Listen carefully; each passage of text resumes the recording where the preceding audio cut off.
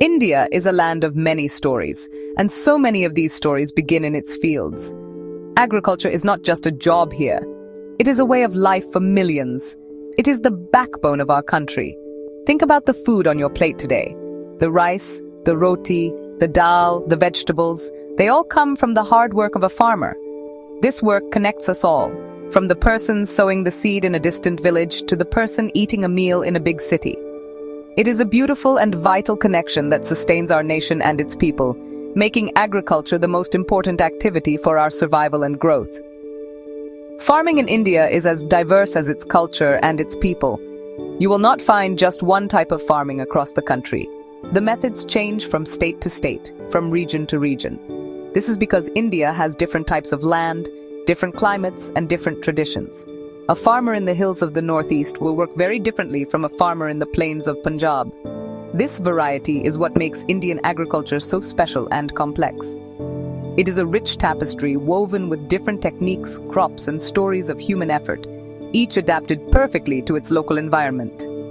Let us try to understand these different farming methods. Broadly, we can divide them into two main types. One is farming for survival, to feed one's own family. This is called subsistence farming. The other type is farming as a business, to sell the crops in the market and earn money. This is known as commercial farming. Both types are very important for our country's economy and food security. They represent two different worlds, one driven by need and tradition, and the other by markets and profit. Yet both are essential cogs in the giant wheel of Indian agriculture. Imagine a small family in a village. They have a small piece of land. They grow just enough food to last them the whole year. This is a very common picture in many parts of India. Now imagine a large farm, hundreds of acres wide, growing only sugarcane. This sugarcane is not for the farmer's family. It will be sold to a sugar factory. This shows the basic difference between the two approaches.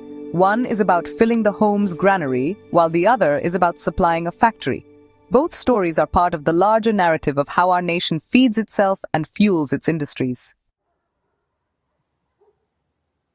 Let's first talk about the oldest form of farming, known as primitive subsistence farming. The name itself tells us a lot. Primitive means it uses old, traditional tools and methods. Subsistence means it is done just to survive, not to sell. Farmers use simple tools like a hoe, a dowel, which is a type of knife, and digging sticks. The family members all work together on a small patch of land. This type of farming depends entirely on the monsoon for water. It is a simple, nature-dependent way of life that has been passed down through many generations, a true reflection of living in harmony with the natural world. A very interesting type of primitive farming is called jumming, or slash-and-burn agriculture. It is practiced mainly in the hilly areas of northeast India, like in Nagaland or Mizoram. Here, farmers clear a patch of forest by cutting down trees and burning them. The ash from the fire makes the soil fertile. They grow crops for a few years. When the soil loses its fertility, they move to a new patch of land and repeat the process. This allows the old land to recover naturally over time. It is a cyclical method that respects the forest's ability to regenerate itself when given enough time. Another important type of farming is intensive subsistence farming. This is practiced in areas where there are a lot of people and the land is limited. Think of the densely populated states like Uttar Pradesh, Bihar, and West Bengal. Here, every inch of land is precious. Farmers try to get the maximum possible output from their small plots. They use a lot of human labor. They also use modern inputs like high-yielding variety seeds, fertilizers, and pesticides to increase their production. The pressure on the land is very high, which is why it is called intensive farming. In intensive subsistence farming, the goal is still to feed the family first. However, if there is any surplus, a little extra produce, they might sell it in the local market. This gives them a small amount of cash for other needs.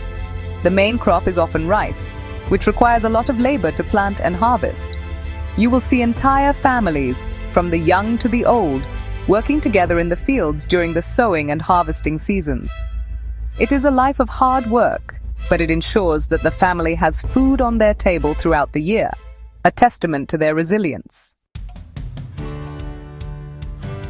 Now let's look at the other side of the coin, commercial farming. As the name suggests, this type of farming is all about commerce, or business. The main purpose here is to grow crops and raise animals to sell them in the market and make a profit. Unlike subsistence farming, the scale is much larger.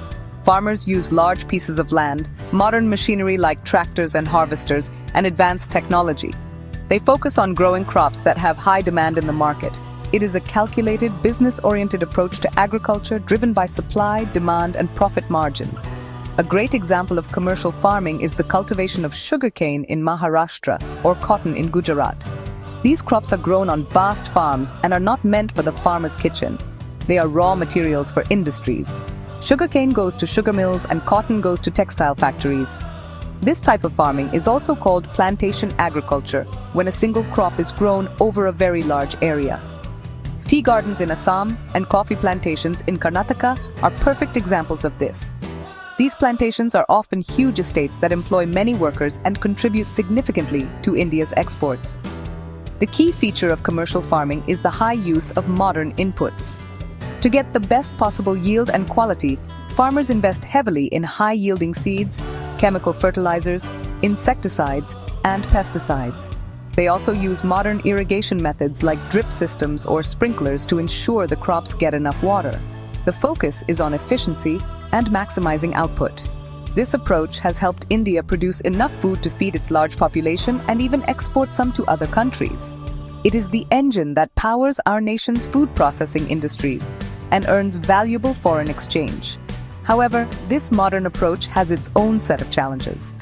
The high cost of seeds, fertilizers, and machinery means farmers often have to take large loans.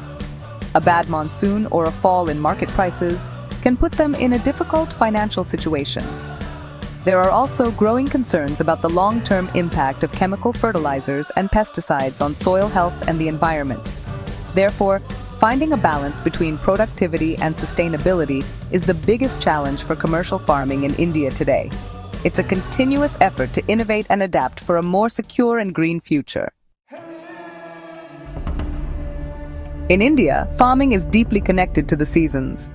Our country has 3 main cropping seasons, and understanding them helps us understand the rhythm of a farmer's life. The first one is Kharif. The Kharif season starts with the arrival of the monsoon in June and July. Crops grown in this season need a lot of water. The most important Kharif crop is rice, which is the staple food for a large part of India. Other examples include maize, jowar, bajra, cotton, and soybean. The harvest happens around September and October, bringing with it a season of festivals and celebration across the country. After the Kharif harvest, the fields are prepared for the next season, which is Rabi. The Rabi season begins in winter, from October to December.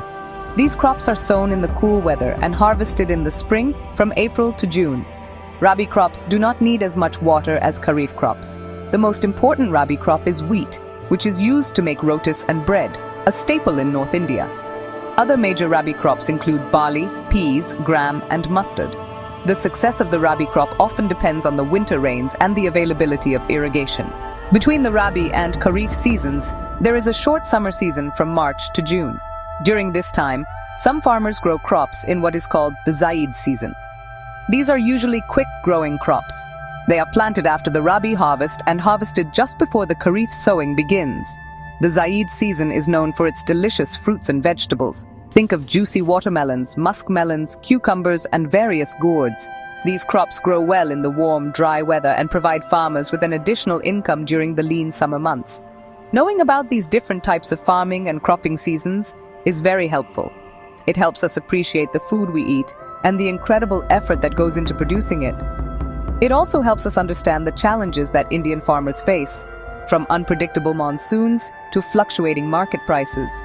By understanding their world, we can better support them and contribute to building a stronger, more food-secure India.